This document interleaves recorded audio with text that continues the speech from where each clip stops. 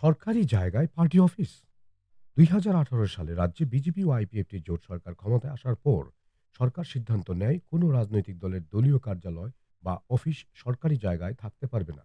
আর এই নির্দেশের নোটিফিকেশন জারি হতেই রাজ্য জুড়ে বিভিন্ন স্থানে বহু রাজনৈতিক দলের দলীয় কার্যালয় বুলডোজার লাগিয়ে ভেঙে দেওয়া হয় প্রশাসনের পক্ষ থেকে। একমাত্র ব্যতিক্রম চিত্র দেখা যায় খোয়াই মহকুমায়। খোয়াই মহকুমার সিএনজি স্টেশনের পাশে সরকারি জায়গায় বেশ কয়েক বছর ধরেই ত্রিপুরা রাজ্য কর্মচারী সংঘের একটি দলীয় কার্যালয় রয়েছে। এই নিয়ে প্রশ্ন তুলেছেন খোয়াই বিধানসভা কেন্দ্রের বাম বিধায়ক নির্মল বিশ্বাস। শনিবার দুপুরে তিনি একটি সাংবাদিক সম্মেলন করে পুনরায় অভিযোগ তুলেন। হ্যাঁ, এটা ঘটনা যে 2018 সালে রাজ্যে বিজেপি আইপিএফটি জোট সরকার প্রতিষ্ঠিত হওয়ার পর রাজ্যের বিভিন্ন প্রান্তে সরকারি খাস জমিতে বিভিন্ন রাজনৈতিক দলের বিভিন্ন সংগঠনের যে অফিসগুলি ছিল, সরকার সিদ্ধান্ত নেয় সরকারি খাস জমিতে কোনো অফিস থাকবে না, তারা ভেঙে দেয়।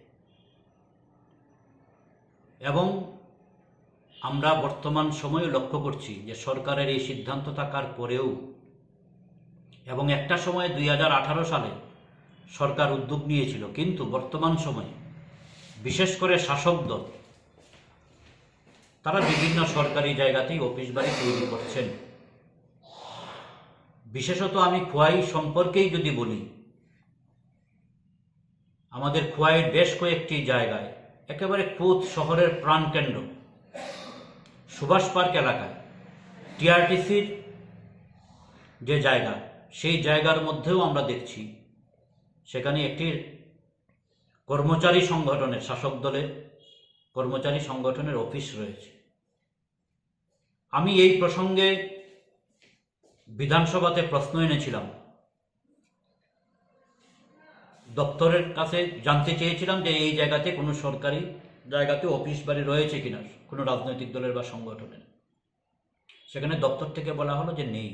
আমি পরবর্তী সময়ে এই ইস্যুতে মাননীয় অধ্যক্ষের দৃষ্টি আকর্ষণ করে বলেছিলাম বিধানসভায় দাঁড়িয়ে যে সম্পূর্ণ মিথ্যা তথ্য দেওয়া হচ্ছে। সেখানে অফিস দীর্ঘদিন যাবৎ একটি কর্মচারী সংগঠনের চালু রয়েছে, এবং শুধু এই জায়গাতেই না, আমি পাশাপাশিভাবে বলবো যে আমাদের খোয়াই মহকুমার পূর্ব রামচন্দ্রঘাটে শাসক দল বিজেপির মণ্ডল অফিস রয়েছে, জাম্বুরা এলাকায়, পূর্বগণকি এলাকায়, এমন আরও বেশ কিছু এলাকার মধ্যেই শাসক দলের সেখানে সরকারি জায়গার মধ্যে তারা অফিস তৈরি করেছে।